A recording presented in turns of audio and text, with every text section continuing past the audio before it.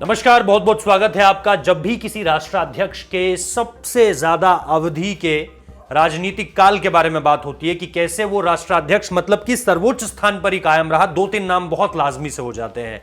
हमारे देश की बात करें, पंडित नेहरू का नाम सामने निकल कर आता है। यहां से बाहर निकलें तो दो नाम मेरे जहन में बहुत ज्यादा ताजा हैं। एक, रूस व्लादिमीर पुतिन का नाम बहुत तेजी से आगे बढ़ता हुआ आता है। जब उन्होंने केजीबी छोड़ी और केजीबी से छोड़ने के बाद वो राष्ट्रपति बने और राष्ट्रपति बने तो बने ही रहे।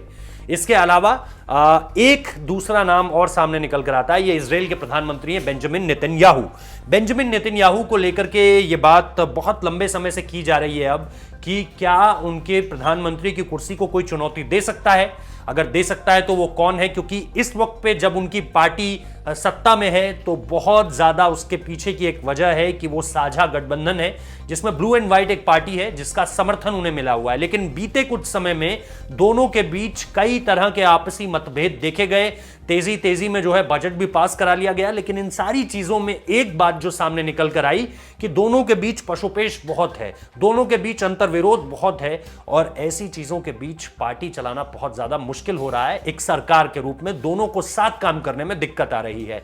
तो फिर क्या हुआ, अब अलगाव की स्थिति दिखाई दे रही है और ऐसे में बेंजामिन नेतन्याहू को उस अग्नि परीक्षा से फिर गुजरना पड़ेगा जिससे वो तकरीबन 2 साल पहले गुजरे थे, यानी चुनावों की तारीख।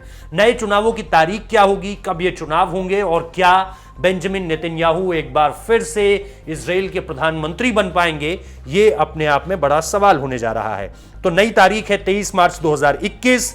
2 वर्षों में चौथा मौका है जब देश में चुनाव कराए जा रहे हैं। आपको यह भी बता दूं कि नेतन्याहू की सरकार इस बार ब्लू एंड व्हाइट पार्टी के साथ गठबंधन में चल रही थी, जो कि मैंने आपको पहले भी बताया।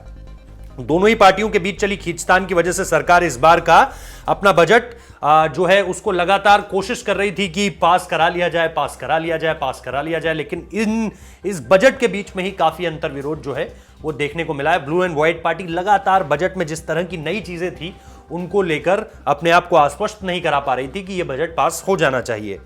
इसके साथ साथ एक बात जो मैं और आपको बताना चाह रहा हूं कि कैसे अब सब कुछ जो है, समर्थनों का यह भी आरोप है कि दरअसल कई सारी ऐसी चीजें बीते वक्त में हुई हैं जिससे जो दूसरी ब्लू एंड व्हाइट पार्टी के जो नेता हैं वो इजराइल की सरकार से इसलिए भी खुश नहीं है क्योंकि उनके कहे अनुसार बहुत सारी चीजें नहीं हुई हैं। और आपको पता है जब गठबंधन की सरकार होती है तो फिर आपको कुछ कॉम्प्रोमाइज करने पड़ते हैं। लेकिन शायद बेंजामिन नेतन्याहू इस ओर बढ़ते हुए नहीं दिख रहे थे और इसीलिए आखिरी वक्त पर ब्लू एंड व्हाइट पार्टी ने अपना जो है हाथ खींच लिया है पीछे। बजट भी लटक गया है और इसके साथ साथ उनकी सरकार भी लटक गई है और इसी वजह से नए चुनाव, पिछले 2 सालों में चौथी बार चुनाव इजराइल की जमीन पर। देखते हैं नतीजा क्या आता है। बहुत बहुत शुक्रिया इस वीडियो को देखने के लिए।